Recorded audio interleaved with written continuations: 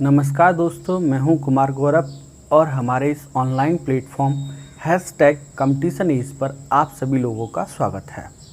हम लोग Indian constitution भारतीय संविधान पढ़ने जा रहे हैं। इसका एक टॉपिक जिसमें संविधान का मैंने आपके साथ परिचय डिस्कशन किया था, इंट्रोडक्शन ऑफ कॉन्स्टिट्यूशन, ये वाला टॉपिक हमने डिस्कशन किया था। इस टॉपिक के अंतर्गत हमने ये समझने का प्रयास किया था कि आखिर संविधान क्या है, पहली चीज़। दूसरी चीज़ हमने ये समझने का प्रयास किया था कि ब्रिटिश ईस्ट इंडिया कंपनी किस तरह भारत की राजनीतिक लाइन में भारत की सत्ता ब्रिटिश ईस्ट इंडिया कंपनी किस तरह प्राप्त करती है, इस बात को भी हमने समझा था। और हम लोग जो टॉपिक डिस्कशन करने जा रहे हैं वो भारतीय संविधान का विकास, डेवलपमेंट ऑफ इंडियन कॉन्स्टिट्यूशन। हम लोग भारतीय संविधान के विकास के बारे में डिस्कशन करने जा रहे हैं। तो आइए आज अपना टॉपिक आगे बढ़ाते हैं। आप लोग इस पर अच्छा सा नोट्स बनाइएगा और कोई भी दिक्कत है, कोई भी क्वेश्चन है, कोई भी सवाल है तो आप टेलीग्राम चैनल के माध्यम से या ग्रुप के माध्यम से या कमेंट बॉक्स में पूछ सकते हैं। मैं आपके क्वेश्चन का आज जो क्लास कर रहे हैं हम लोग, कल मैं आपका उसको पूरा रिप्लाई करूँगा, पूरा समझाऊँगा। तो स्टार्ट करते हैं। डेवलपमेंट ऑफ इंडियन कॉन्स्टिट्यूशन, भारतीय संविधान का विकास। कल हम लोगों ने एक चीज़ डिस्कशन की थी बेटा, जिस तरह से कहा क्या जाता है 100% कन्फर्म है कि पृथ्वी पर मानव का भी विकास हुआ है। ऐसा कहा जाता है पहले पृथ्वी पर कुछ था नहीं, पृथ्वी खुद आग का गोला थी। और नाना प्रकार की बात है ज्योग्राफी वाले लोग करते हैं कैसे इस तरह जीवन का विकास इस पृथ्वी पर हुआ। हम लोग देखते हैं कि आज जो है बुलेट ट्रेन जैसी ट्रेन चल रही है। अभी जो है STT हाइपरलूप ट्रांसपोर्टेशन टेक्नोलॉजी आ रही है, जिसके अंतर्गत ट्रेन की स्पीड 1000 किलोमीटर प्रति घंटे की चाल से ज़्यादा होती है। STT हाइपरलूप ट्रांसपोर्टेशन टेक्नोलॉजी, जिसके अंतर्गत ट्रेन की स्पीड 1000 किलोमीटर प्रति घंटे की चाल से ज़्यादा होती है। मैं क्या समझाने की कोशिश कर रहा हूँ, जैसे बेटा ट्रेन का विकास हुआ है, यातायात का विकास हुआ है, मानव का विकास हुआ है, टेक्नोलॉजी का विकास हुआ है, हर चीज़ का विकास हुआ है, तो संविधान का भी विकास हुआ है। ऐसा नहीं है कि जब भारत में सिंधु घाटी सभ्यता थी तब से भारतीय संविधान चलता आ रहा है। ना बेटा, तब कुछ और नियम थे, अलग नियम थे, राजा महाराजा होते थे, धर्म के अनुसार कार्य करते थे। और कल हमने पढ़ा था कि 1720 में अंतिम मुगल सम्राट औरंगजेब की डेथ हो जाती है। औरंगजेब अंतिम मुगल सम्राट था जो शक्तिशाली था। उसके बाद हम देखते हैं 1757 में प्लासी का युद्ध हो जाता है और 1764 में बक्सर का युद्ध हो जाता है। और 1764 के बक्सर के युद्ध के बाद हमने कल समाप्त कर दिया था। इलाहाबाद की संधि होती है, आप सब बालक जानते हैं, 12 अगस्त 1765 को इलाहाबाद की संधि होती है। वहाँ से हम अब स्टार्ट करते हैं। हम टॉपिक पढ़ रहे हैं भारतीय संविधान का विकास, डेवलपमेंट ऑफ इंडियन कॉन्स्टिट्यूशन।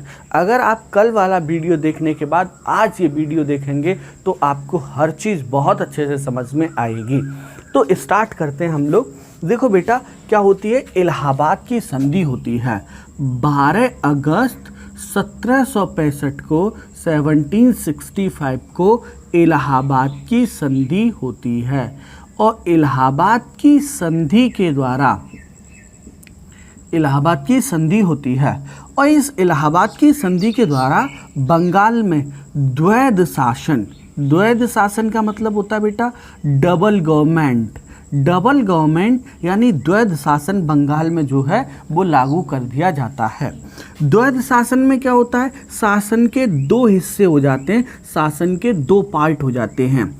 एक को कहा जाता है निजामत और दूसरे को कहा जाता है दीवानी। निजामत और दीवानी। बेटा, ये निजामत और दीवानी क्या होता है? निजामत का मतलब होता है प्रशासनिक कार्य मतलब जैसे प्रजाहित की बातें करना, प्रजाहित के कार्य करना। या शासन करना, जैसे कहीं रोड बनवानी है, कहीं हैंडपंप लगवाना है, कोई अस्पताल बनवाना है, पुलिस प्रशासन देखना है, पीडब्ल्यूडी देखना है, ऐसे सारे कार्यों को प्रशासनिक कार्य कहा जाता है। और ये जो निजामत का कार्य था, इलाहाबाद की संधि के द्वारा बंगाल में द्वैध शासन लगा दिया गया, जिसमें शासन को दो भागों में बांट दिया गया। अब तक क्या होता था, निजामत और दीवानी दोनों को ही बंगाल का गवर्नर, बंगाल का नवाब देखता था। दोनों को ही निजामत और दीवानी दोनों ये विभाग जो हैं वो बंगाल के नवाब के अधीन थे। अच्छा, निजामत क्या होता है, प्रशासनिक कार्य करना, शासन चलाना, ये होता है निजामत। जबकि दीवानी क्या होता है, तो दीवानी होता है करों की वसूली करना, करों की वसूली करना। और करों की वसूली करना बेसिकली उस समय जो सबसे महत्वपूर्ण कर था वो थी लगान। हालांकि अंग्रेज़ों ने नाना प्रकार के कर लगाए, लेकिन मैं आपको यहाँ ये समझाने का प्रयास कर रहा हूँ कि दीवानी का मतलब होता है करों की वसूली करना। और इस पहले क्या था, पहले अभी हमने डिस्कशन किया निजामत और दीवानी दोनों को बंगाल का नवाब करता था, मतलब शासन भी बंगाल का नवाब चलाता था और करों की वसूली भी बंगाल का नवाब ही करता था। लेकिन इलाहाबाद की संधि के द्वारा बेटा किया गया, ये जो निजामत है ये तो दे दी गई किसको, बंगाल के नवाब को, और बेटा करों की वसूली यानी दीवानी दे दी गई ब्रिटिश ईस्ट इंडिया कंपनी को। प्लीज़ आप इस बात को ध्यान से समझिएगा। हम 12 अगस्त 1765 तक पहुँच गए और हम देश में भारत के संविधान के विकास का आज टॉपिक स्टार्ट करने वाले हैं। आप सबको 12 अगस्त 1765 को इलाहाबाद की संधि को, बक्सर के युद्ध को हमने बड़ी लेवल पर डिस्कशन किया है। कब डिस्कशन किया है, जब हम लोग पढ़ रहे थे आधुनिक भारत का इतिहास। उसका लिंक मैं आपको कमेंट बॉक्स में भी दे दूंगा, जिसमें बक्सर का युद्ध और प्लासी के युद्ध और इलाहाबाद की संधि को बड़े विस्तार से समझाया गया है। फिलहाल हम लोग ये देख रहे हैं कि इलाहाबाद की संधि के बाद द्वैध शासन लगा दिया गया। इस संधि से पहले निजामत यानी प्रशासनिक कार्य और दीवानी कार्य दोनों को ही बंगाल का नवाब देखता था। जैसे सिराजुद्दौला हो गया, सिराजुद्दौला के बाद मीर जाफ़र बना, मीर जाफ़र के बाद मीर कासिम बना, ये लोग देखते थे। अच्छा, अब क्या होता है, जब इलाहाबाद की संधि हो जाती है तो प्रशासनिक कार्य तो दे दिए जाते हैं नवाब को, और करों की वसूली यानी दीवानी दे दी जाती है किसको, अंग्रेज़ों को, ब्रिटिश ईस्ट इंडिया कंपनी को। अब ब्रिटिश ईस्ट इंडिया कंपनी के पास बम्पर नोट आना स्टार्ट हो गया, पैसा आना स्टार्ट हो गया।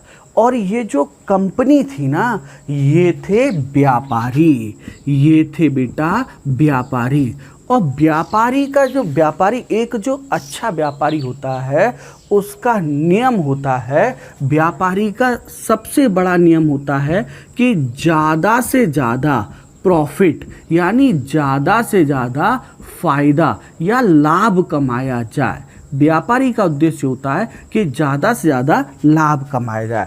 और अंग्रेज भी, ब्रिटिश ईस्ट इंडिया कंपनी भी यही कर रही थी, वो ज़्यादा से ज़्यादा लाभ कमा रही थी और ज़्यादा से ज़्यादा का लाभ कमा रही थी और इतनी फलती फूलती जा रही थी, बहुत तेज़ी से काम कर रही थी।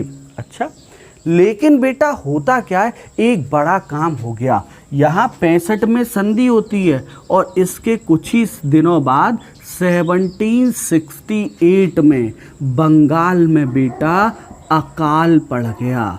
और बंगाल में अकाल पड़ने की वजह से, बंगाल में अकाल पड़ने की वजह से बंगाल के जो किसान थे, बंगाल के जो व्यापारी थे, वो अपना कर नहीं चुका रहे थे।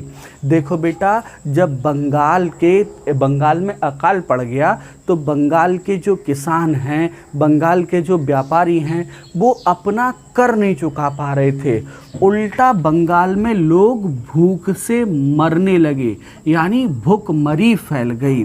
और भूखमरी फैल गई, ऐसे में कंपनी क्या मांग रही थी? टैक्स मांग रही थी। तो जगह जगह कंपनी के खिलाफ विद्रोह होने लगा और इस अकाल की वजह से कंपनी की जो इनकम है, यानी जो आय है, वो क्या हो गई? कम हो गई। पहली बात, यहाँ 1765 में इसे दीवानी मिली है, लेकिन 3 साल बाद 1768 में बंगाल में अकाल पड़ गया, भूखमरी फैल गई। कहा तो याद ये जाता है कि बंगाल की 33% जनता उस समय भूख से मर गई थी। अच्छा, लेकिन घटना क्या होती है? बंगाल में अकाल पड़ने की वजह से कंपनी की आय जो है वो बहुत कम हो गई थी। कंपनी की आय कम हो गई थी, लेकिन कंपनी के खर्चे उतने ही रहे। कंपनी निजामत के कार्य के लिए बंगाल के नवाब को पैसा देती थी। कंपनी भारत के मुगल सम्राट शाह आलम सेकंड को पेंशन देती थी। कंपनी सरकार को पैसा पहुंचाती थी इंग्लैंड में। कंपनी और क्या करती थी? अपने जो शेयर होल्डर्स थे उनको प्रॉफिट दिखाती थी, अपने कर्मचारियों को वेतन देती थी। नाना प्रकार के कंपनी के खर्चे थे, लेकिन कंपनी की आय क्या हो गई बेटा? कम हो गई।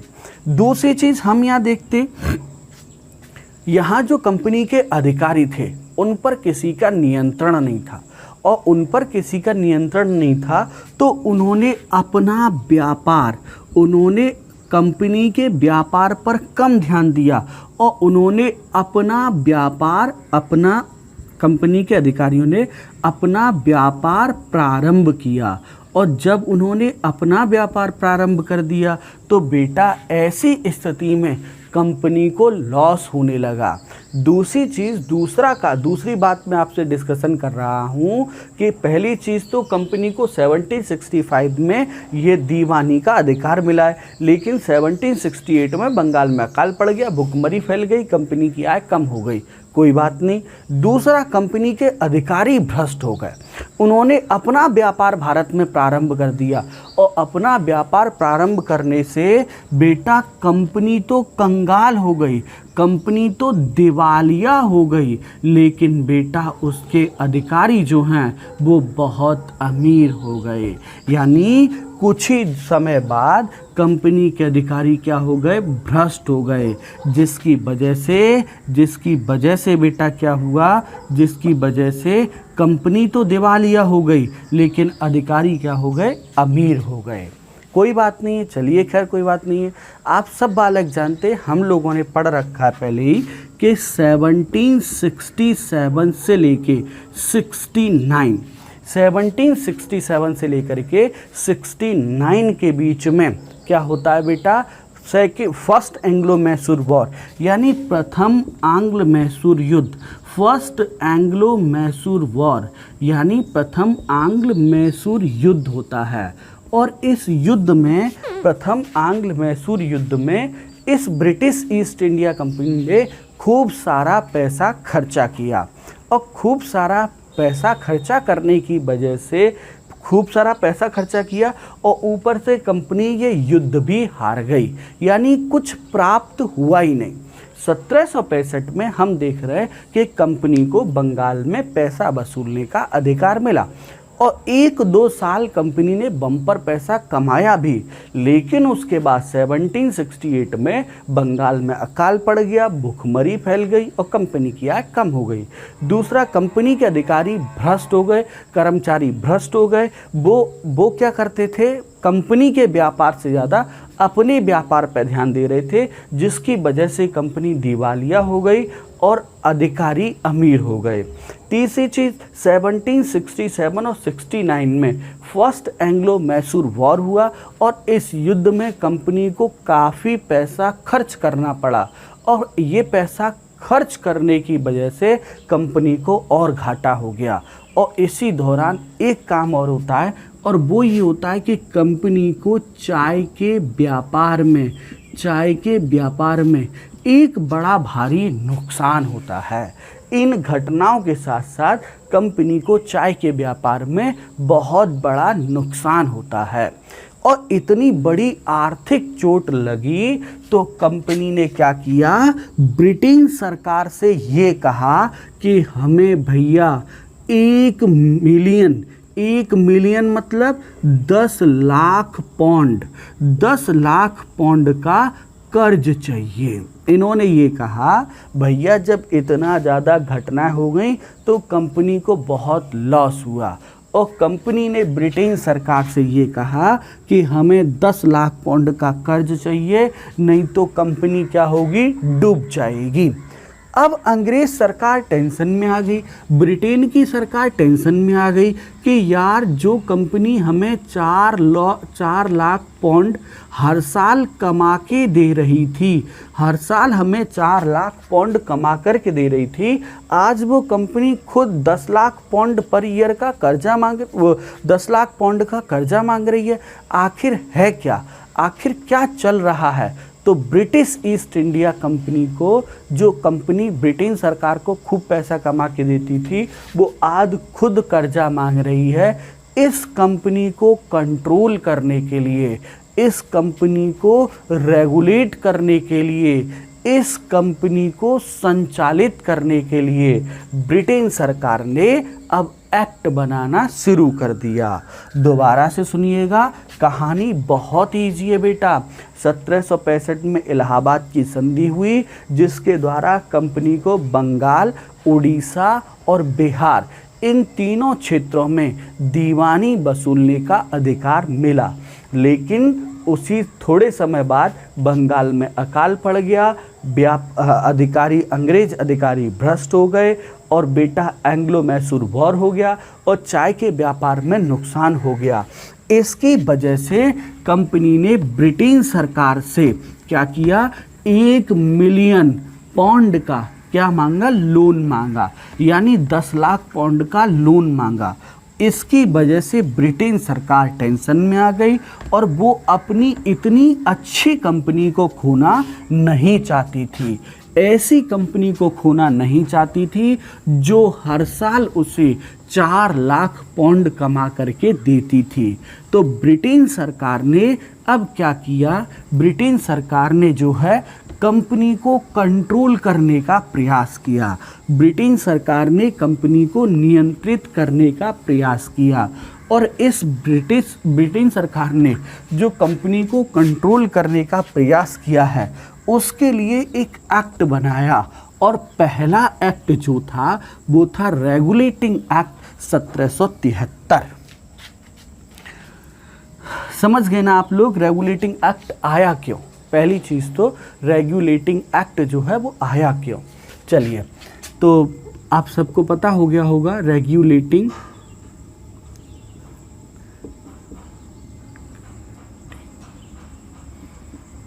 Act 1773, regulating act 1773।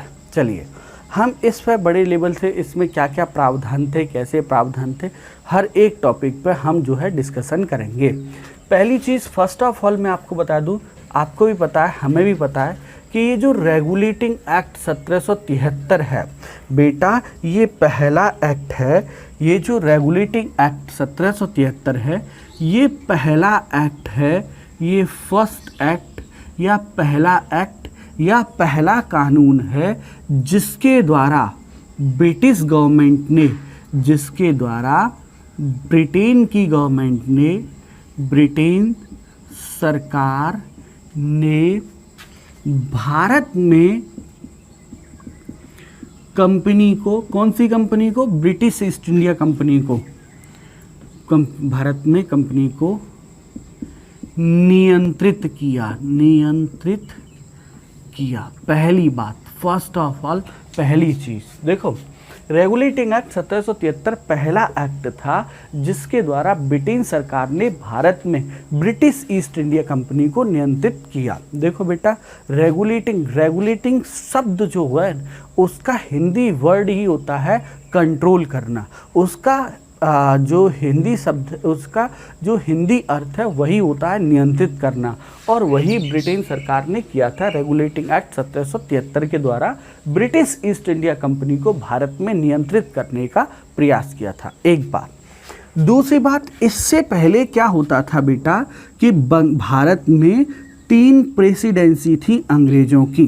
3 प्रेसिडेंसी मतलब जैसे हम आज कहते हैं भारत में राज्य, वैसे ही अंग्रेजों के 3 राज्य थे। और तीनों राज्य कौन कौन से थे? एक तो था बंगाल प्रेसिडेंसी, एक था मद्रास प्रेसिडेंसी और एक था बम्बई प्रेसिडेंसी। बम्बई प्रेसिडेंसी, ये 3 प्रेसिडेंसी थी। अब इस एक्ट के द्वारा, रेगुलेटिंग एक्ट के द्वारा क्या किया गया, बंगाल को जो कंट्रोल करता था वो था बंगाल का गवर्नर। मद्रास को जो नियंत्रित करता था, मद्रास के शासन को, अंग्रेजी शासन को जो देखता था वो था मद्रास का गवर्नर। और बम्बई के जो शासन को देखता था, अंग्रेजी शासन को देखता था, वो था बम्बई का गवर्नर। अब घटना क्या होती है, बात क्या होती है, इस एक्ट, रेगुलेटिंग एक्ट 1773 के द्वारा जो बंगाल का गवर्नर था उससे कहा गया कि बेटा अब तुम क्या होगे, बंगाल के गवर्नर जनरल। अब तुम बंगाल के गवर्नर जनरल होगे। और बंगाल के गवर्नर जनरल होगे, इस बात का मतलब क्या है? इस बात का मतलब ये है कि अब ये दोनों गवर्नर जो हैं वो तुम्हें रिपोर्ट करोगे और तुम जो है कोर्ट ऑफ डायरेक्टर्स, कल हमने पढ़ा था, आप मुझे बताइए, मैं जानना चाहता हूँ, आंसर दीजिएगा अगर आपने कल की क्लास देखी है।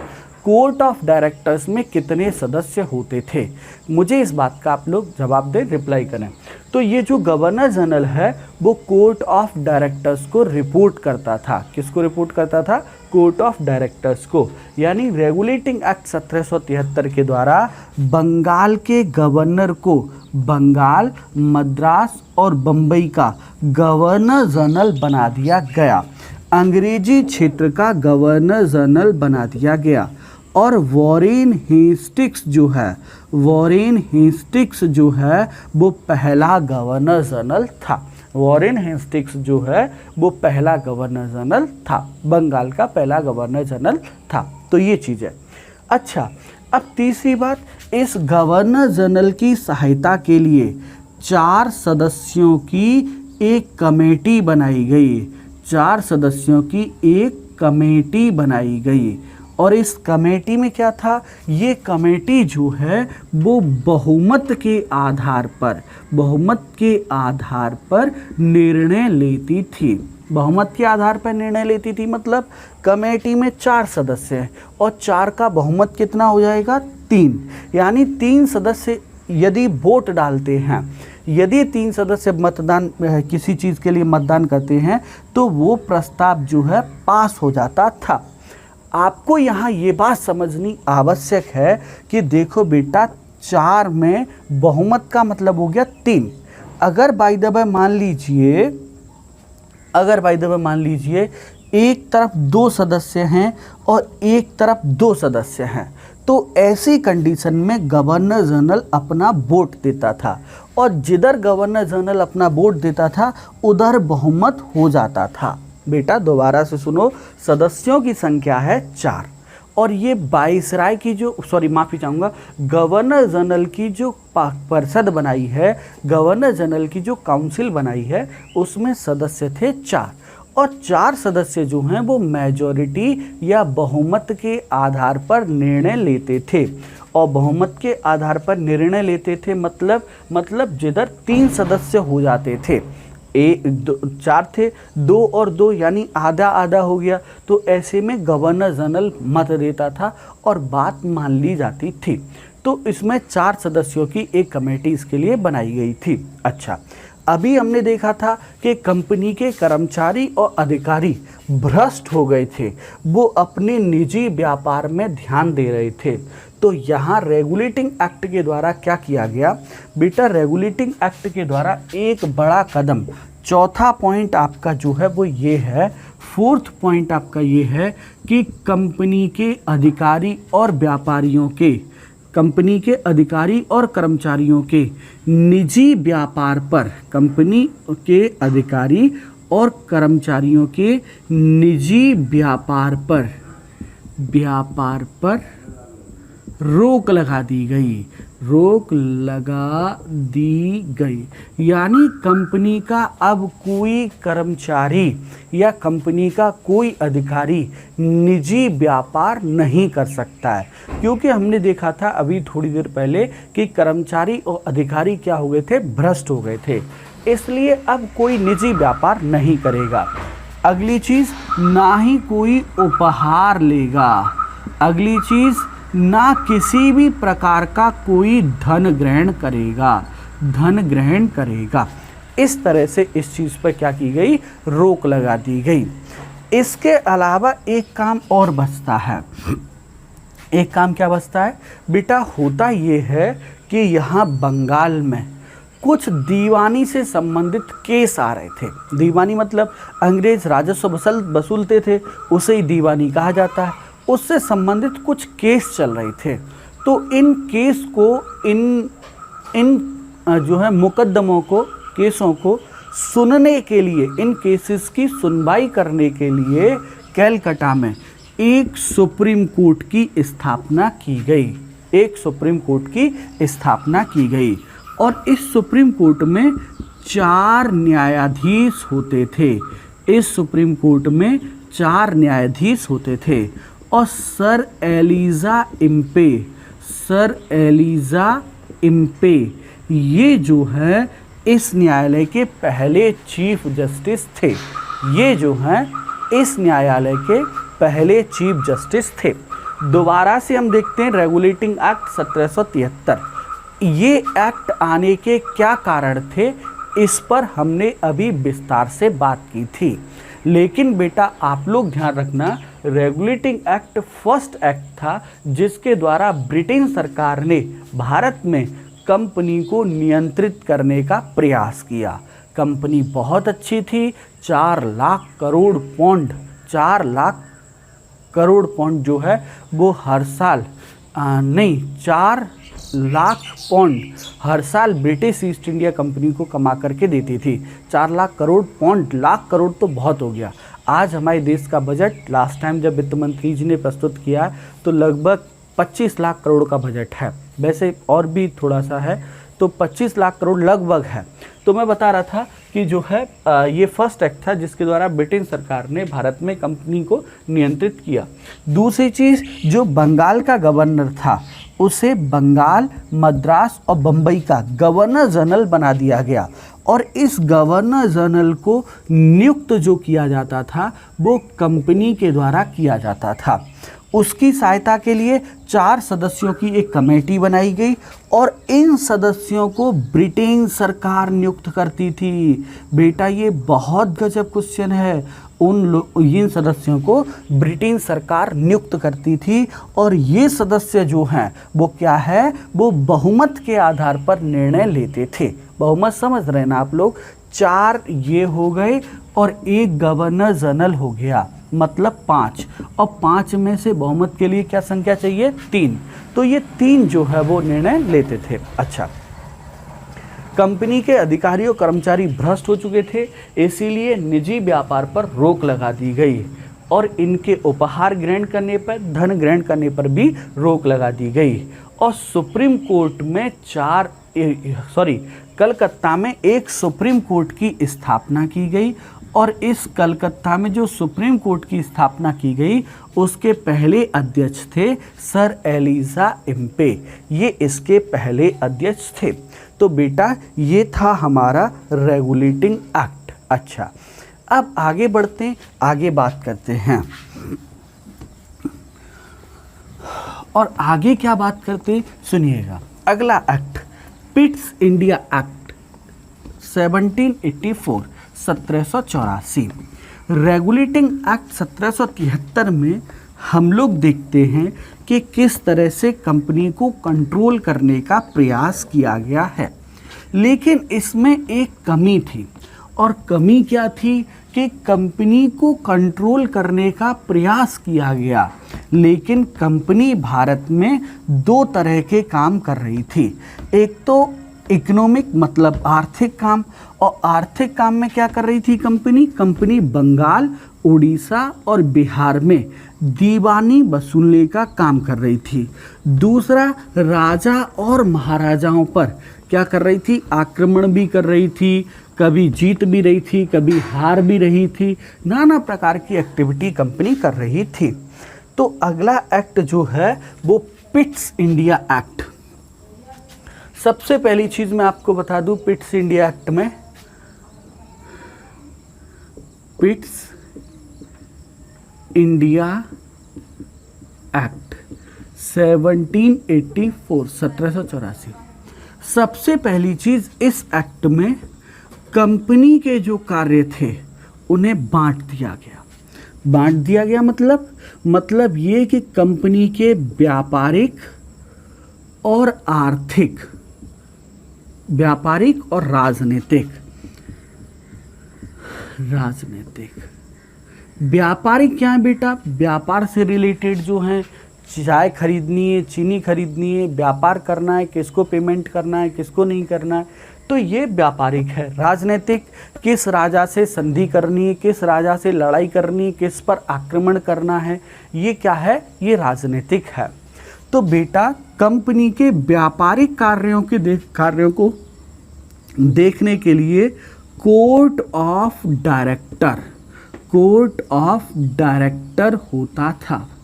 और आप सब बच्चे जानते हैं कि कोर्ट ऑफ डायरेक्टर में कितने सदस्य होते थे, 24। अच्छा, और ये कोर्ट ऑफ डायरेक्टर्स किसके द्वारा नियुक्त किए जाते थे, किसके द्वारा चुने जाते थे, तो वो प्रमोटर्स के द्वारा। जो कंपनी के प्रमोटर्स थे या कंपनी के शेयर होल्डर कह लीजिए, जो कंपनी के शेयर होल्डर थे वो मतदान करते थे और मतदान करके कोर्ट ऑफ डायरेक्टर जो हैं उनकी नियुक्ति करते थे। राजनीतिक कार्यों को देखने के लिए कौन, और ये कोर्ट ऑफ डायरेक्टर की नियुक्ति समझ में आ गई ना आप लोगों के। चलिए, राजनीतिक कार्यों को देखने के लिए जो है वो कौन होता था, वो एक नई संस्था बनाई गई और उसका नाम रखा गया board of control. Board of control जो है वो कंपनी के राजनीतिक मामलों को देखता था, बोर्ड ऑफ कंट्रोल। और इसमें होते थे कितने सदस्य बेटा, 6 सदस्य। और इन 6 सदस्य की नियुक्ति कौन करती थी, ब्रिटेन की गवर्नमेंट, ब्रिटेन सरकार। पिट्स इंडिया एक्ट का पहला और सबसे खूबसूरत पॉइंट कि कंपनी के कार्यों को बांट दिया गया।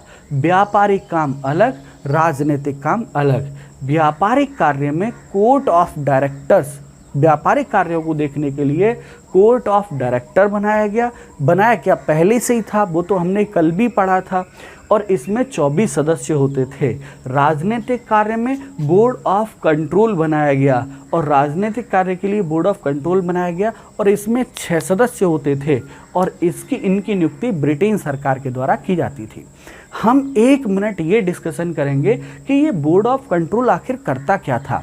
तो बोर्ड ऑफ कंट्रोल ये करता था कि British east India company Bharat में किस राजा रजवाड़ी के साथ क्या संधि कर रही है। British east India company Bharat में किस राजा के साथ युद्ध कर रही है। British east India company Bharat में किस राजा के साथ नए संधि समझौते कर रही है। ये सारे कार्य बोर्ड ऑफ कंट्रोल देखता था। व्यापारिक कार्यों को कोर्ट ऑफ डायरेक्टर्स ये देखता था। चलिए, और ये हर साल इन दोनों की रिपोर्ट, इसकी बोर्ड ऑफ कंट्रोल की भी और बोर्ड ऑफ डायरेक्टर्स की जो रिपोर्ट है वो कहाँ रखी जाती थी। ये अपनी रिपोर्ट जो हैं वो ब्रिटेन की संसद के सामने या ब्रिटेन की संसद में प्रस्तुत करते थे। ये दोनों ही अपनी रिपोर्ट ब्रिटेन की संसद में प्रस्तुत करते थे।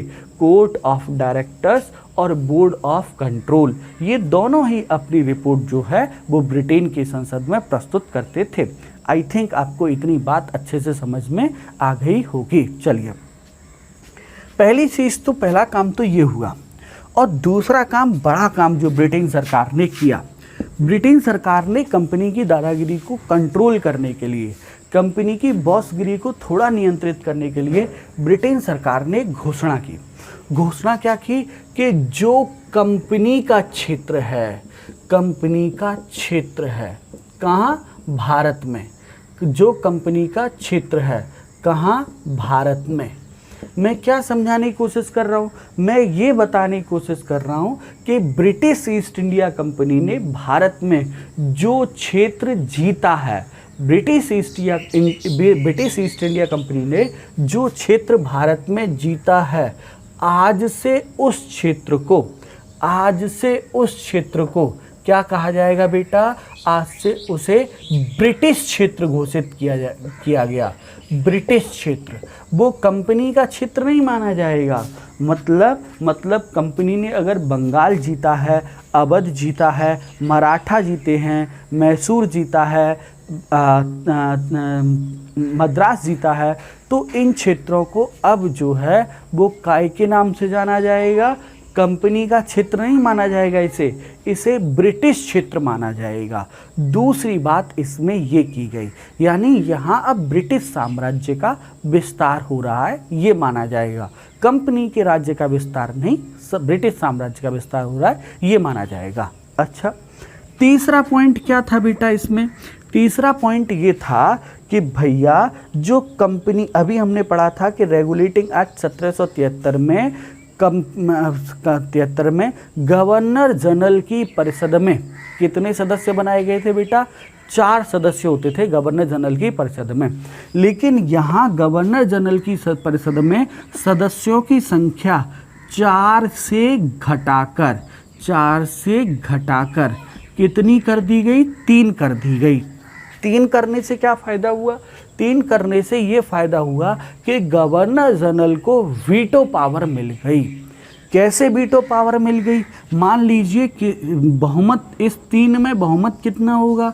बहुमत होगा 2 और 1 का, यानी जिस तरफ 2 होंगे वो प्रस्ताव पास हो जाएगा और 1 होगा प्रस्ताव क्या हो जाएगा? फेल हो जाएगा। तो गवर्नर जनरल को ये मत दिया गया कि अगर by the way governor general इधर अपना मत देता है, इस पर अपनी सहमति देता है, तो ये प्रस्ताव क्या हो जाएगा? पास हो जाएगा। हालांकि गवर्नर जनरल के इधर आने से इधर भी 2 सदस्य हैं और इधर भी 2 सदस्य हैं, लेकिन फिर भी ये प्रस्ताव जो है वो पास हो जाएगा। यानी मैं आपको समझाने का ये प्रयास कर रहा हूँ कि गवर्नर जनरल की जो काउंसिल थी, जो परिषद जो थी, उसमें 4 सदस्य होते थे और चारों सदस्यों से 4 संख्या से घटाकर 3 कर दी गई। और ऐसी स्थिति में इनडायरेक्टली गवर्नर जनरल को क्या मिल गई बेटा? गवर्नर जनरल को जो है वो वीटो पावर मिल गई। यहाँ मैं आपको एक चीज़ और समझाना चाहूँगा, वो ये है कि इस पिट्स इंडिया एक्ट को ब्रिटेन के प्रधानमंत्री पिट्स द यंगर के द्वारा इस प्रस्ताव को, इस पिट्स इंडिया एक्ट का जो प्रपोजल था, जो प्रस्ताव था, जो बिल था, उसे ब्रिटेन के प्रधानमंत्री पिट्स द यंगर के द्वारा प्रस्तुत किया गया था। इसीलिए इसे पिट्स इंडिया एक्ट के नाम से जाना जाता है। तो दोबारा सुनिएगा, पिट्स इंडिया एक्ट 1784 में था क्या? तो पहली चीज़ ये थी कि कंपनी के व्यापारिक और राजनीतिक मामलों को अलग अलग कर दिया गया। व्यापारिक मामलों को कोर्ट ऑफ डायरेक्टर ही देखता था, और कोर्ट ऑफ डायरेक्टर क्या होता था इसके लिए आपको लास्ट वीडियो देखना पड़ेगा, और उसमें 24 सदस्य होते थे। राजनीतिक कार्यों के लिए बोर्ड ऑफ कंट्रोल होता था और इसमें 6 सदस्य होते थे। 6 सदस्यों की नियुक्ति ब्रिटिश गवर्नमेंट के द्वारा की जाती थी, और ये दोनों ही, कोर्ट ऑफ डायरेक्टर और बोर्ड ऑफ कंट्रोल, दोनों ही अपनी रिपोर्ट जो हैं वो ब्रिटेन संसद में प्रस्तुत करते थे। दूसरा पॉइंट, कंपनी के क्षेत्र को ब्रिटिश क्षेत्र घोषित कर दिया गया। कंपनी ने भारत में जो जो क्षेत्र जीता था उसे ब्रिटिश क्षेत्र घोषित कर दिया गया। गवर्नर जनरल की परिषद में जो सदस्य 4 होते थे उनकी संख्या घटा करके 3 कर दी गई, यानी अब गवर्नर जनरल को थोड़ा शक्तिशाली बना दिया गया। और लास्ट बात, ये जो प्रस्ताव है, ये जो पिट्स इंडिया एक्ट का बिल था, वो ब्रिटेन के प्रधानमंत्री पिट्स द यंगर के द्वारा प्रस्तुत किया गया था। इसीलिए पिट्स द यंगर के द्वारा प्रस्तुत किया गया था, इसीलिए बेटा इसे पिट्स इंडिया एक्ट के नाम से जानते हैं। तो ये था आपका पिट्स इंडिया एक्ट। अब हम लोग अगला एक्ट डिस्कशन करेंगे, अभी आपने जो है दो चीज़ें डिस्कशन की, एक था रेगुलेटिंग एक्ट 1773 और दूसरा था आपका पिट्स इंडिया एक्ट 1784। अब आता है चार्टर एक्ट 1793। चार्टर एक्ट 1793, इसमें दो प्रावधान थे। चार्टर एक्ट 1793, चार्टर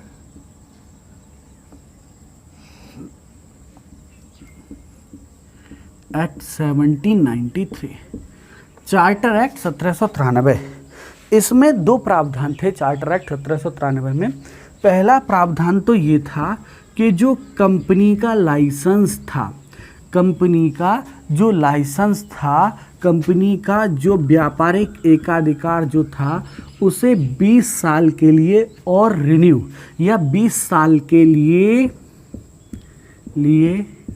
आगे बढ़ा दिया गया, आगे बढ़ा दिया गया। पहला काम तो ये हुआ कि ब्रिटिश ईस्ट इंडिया कंपनी का जो शासन था वो 20 साल के लिए आगे बढ़ा दिया गया चार्टर एक्ट 1793 के द्वारा।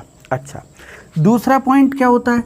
दूसरा पॉइंट ये होता है बेटा कि इस एक्ट के द्वारा एक काम ये किया गया कि जो बोर्ड ऑफ कंट्रोल के सदस्य थे, जो बोर्ड ऑफ कंट्रोल, मुझे जल्दी से बताओ बोर्ड ऑफ कंट्रोल में कितने सदस्य होते थे? बोर्ड ऑफ कंट्रोल में कितने सदस्य थे, मुझे ज़रा कमेंट बॉक्स में बताइए। तो बोर्ड ऑफ कंट्रोल के जो सदस्य थे, अब ये कहा गया कि बोर्ड ऑफ कंट्रोल के सदस्यों की नियुक्ति जरूर ब्रिटेन की सरकार कर रही है, लेकिन बेटा इन सदस्यों को जो वेतन दिया जाएगा वो वेतन कहाँ से दिया जाएगा? वो वेतन आगे से भारतीय राजस्व, ये भारतीय राजस्व से इनका वेतन दिया जाएगा। दोबारा सुनिएगा, बोर्ड ऑफ कंट्रोल के सदस्यों की नियुक्ति ब्रिटेन सरकार कर रही थी। बोर्ड ऑफ कंट्रोल के सदस्यों की नियुक्ति ब्रिटेन सरकार कर रही थी, लेकिन बेटा ये निश्चित किया गया चार्टर एक्ट 1793 के द्वारा कि इनका वेतन वो कहाँ से दिया जाएगा? वो भारतीय राजस्व से दिया जाएगा। भारतीय राजस्व से जो है वो इनका वेतन दिया जाएगा। चलिए, ये हो गया आपका चार्टर एक्ट 1793। कै साल के लिए कंपनी का लाइसेंस रिन्यू किया गया? 20 साल के लिए कंपनी का जो है वो 20 साल के लिए कंपनी का लाइसेंस जो है वो रिन्यू किया गया है। अब देखिएगा अगला जो चार्टर एक्ट आता है, अगर इसमें हम 20 साल जोड़ देंगे तो 1793 से 1803 और फिर आता 1813। और 1813 वाले में आप 1, 2, 3 पॉइंट याद रखेंगे।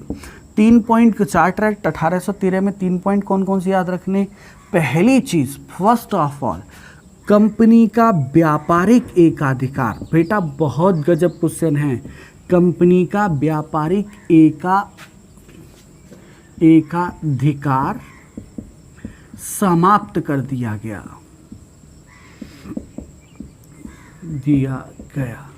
लेकिन चीन के साथ व्यापार तथा चाय के व्यापार को छोड़कर, चलिए हम देखते हैं कि व्यापारिक एकाधिकार समाप्त कर दिएगा। चार्टर एक्ट 1813 के द्वारा जो कंपनी के व्यापारिक एकाधिकार थे उन्हें समाप्त कर दिया गया, लेकिन चीन के साथ व्यापार और चाय के व्यापार पर कंपनी का व्यापारिक एकाधिकार बना रहा।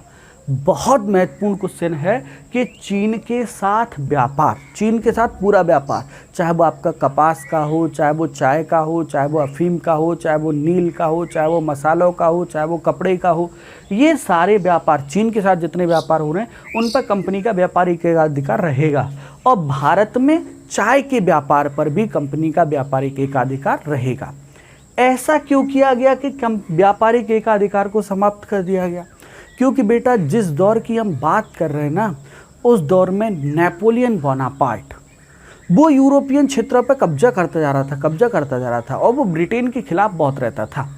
और नेपोलियन बोनापार्ट जब ब्रिटेन के खिलाफ रहता था, ब्रिटेन के अगेंस्ट रहता था, तो उसने घोषणा की कि उसके जीते हुए क्षेत्र में, बात ध्यान सुनिएगा, नेपोलियन बोनापार्ट वो ब्रिटेन के अगेंस्ट रहता था और उसने यूरोप के अधिकतर हिस्सों पर कब्जा कर लिया था। तो उसने घोषणा की थी कि उसके जीते हुए क्षेत्र में जहाँ जहाँ उसने अपना अधिकार कर रखा है वहाँ ब्रिटेन से कोई लेन देन, ब्रिटेन के साथ कोई व्यापार नहीं होगा।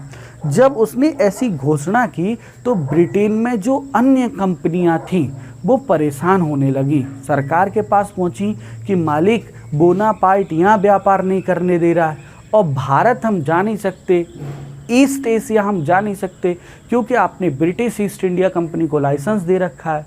तो निर्णय क्या निकल के आया, इसका व्यापारिक एकाधिकार समाप्त कर दिया गया, पहली चीज़। और दूसरी चीज़, चीन के साथ व्यापार तथा चाय के व्यापार पर इनका व्यापारिक एकाधिकार बना रहा। दूसरी बात क्या हुई, इनसे कहा गया, ब्रिटिश ईस्ट इंडिया कंपनी से कहा गया कि British east India company Bharat में शिक्षा के विकास के लिए, British east India company Bharat में शिक्षा के विकास के लिए प्रतिवर्ष यानी प्रत्येक वर्ष 1 लाख रुपए खर्च करेगी या 1 लाख रुपए का बजट तय करेगी। देखो, कंपनी लगान तुम ले रही हो, टैक्स तुम ले रही हो, राजस्व तुम ले रही हो, तो तुम्हें क्या करना होगा, भारत के शिक्षा के विकास के लिए, शिक्षा और सांस्कृतिक विकास के लिए 1 लाख रुपए का बजट तय करना होगा। ऐसा अंग्रेज अपने फ़ायदे के लिए कर रहे थे ताकि भारत के लोगों को अंग्रेजी की शिक्षा दी जा सके और अच्छे कर्मचारी प्राप्त किए जा सकें। अच्छा, इस एक्ट के द्वारा एक और काम किया गया बेटा, चार्टर एक्ट 1813 के द्वारा भारत में ईसाई धर्मगुरु, भारत में ईसाई धर्मगुरुओं को, ये ईसाई धर्मगुरुओं को ईसाई धर्म के प्रचार प्रसार की अनुमति प्रदान की गई, प्रचार प्रसार की अनुमति प्रदान की गई। बेटा जरा सुनिएगा दोबारा से। हाँ, ईसाई धर्मगुरुओं को 1813 में, 1764 में कंपनी बक्सर का युद्ध जीत लेती है, लेकिन उस समय तक कंपनी ने मना कर रखा था, भैया भारत नहीं आना, भारत में हिंदू रहते, मुस्लिम रहते, सिख रहते हैं, ये सब लोग रहते, आप वहाँ आके अपने धर्म का, ईसाई धर्म का प्रचार प्रसार करोगे तो ऐसा ना हो भारत की जनता भड़क जाए, इसीलिए हम ईसाई मशीनरीज को इस बात की अनुमति नहीं देते हैं कि वो हमारे क्षेत्र में ईसाई धर्म का प्रचार प्रसार करें। हालांकि ईसाई धर्मगुरु पुर्तगाली क्षेत्र में ईसाई धर्म का प्रचार प्रसार कर रहे थे, लेकिन आप यहाँ नहीं करोगे। तो इस तरह से ये पहले से चल रहा था, लेकिन चार्टर एक्ट 1813 के द्वारा कंपनी को ये आदेश दिए, ईसाई धर्मगुरुओं को इस बात की मान्यता प्रदान की गई कि वो जो है ईसाई धर्म के प्रचार प्रसार की अनुमति उन्हें है, वो ईसाई धर्म का प्रचार प्रसार कर सकते हैं। तो इस टॉपिक में आज हम लोगों ने जो पढ़ा वो हम लोगों ने रेगुलेटिंग एक्ट 1773 पढ़ा, उसके बाद हम लोगों ने जो है चार्टर एक्ट 1784 पढ़ा, और फिर उसके बाद माफ़ी चाहूँगा, regulating act 1773, Pitt's India act 1784, charter act 1793 और चार्टर एक्ट 1813, इन टॉपिक को, इन एक्ट को हमने डिस्कशन किया है। अब कल की क्लास में हम चार्टर एक्ट 1833 से प्रारंभ करेंगे। इस आजकल जो हमारा टॉपिक चल रहा है वो भारतीय संविधान का विकास चल रहा है और इसमें आज हमारी पहली क्लास थी। मैं आशा करता हूँ इस क्लास में आपको बहुत कुछ सीखने और समझने को मिला होगा। इसके साथ ही थैंक यू सो मच।